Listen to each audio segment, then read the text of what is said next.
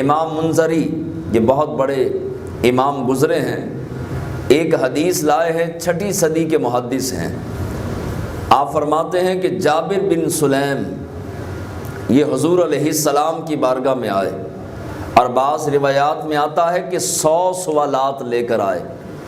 ابھی مسلمان نہیں ہوئے تھے، کلمہ نہیں پڑھا تھا، حضور کے غلام نہیں بنے تھے، 100 سوالات لے کر کے آئے کہ میں پہلے نمبر پہ حضور سے یہ سوال کروں گا، دوسرے پہ یہ سوال کروں گا، تیسرے پہ یہ سوال کروں گا۔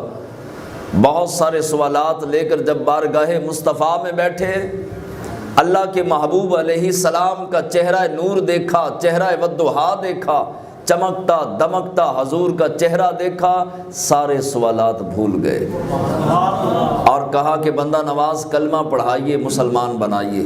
حضور علیہ السلام نے فرمایا کہ نہ تو کوئی سوال کر سکا، نہ تو نے کچھ پوچھا، نہ میں نے کچھ بتایا، نہ تو نے سوال کیا، نہ میں نے جواب دیا، لیکن اچانک تو کلمہ پڑھنے کے لیے کیوں راضی ہوا، کیوں تیار ہوا؟ کہنے لگا حضرت جابر بن سلیم کہنے لگے حضور آپ کا چہرہ ہی ہر سوال کا جواب ہے۔ آپ کا چہرہ دیکھنے کے بعد کسی سوال کی لوڑ نہیں پڑتی۔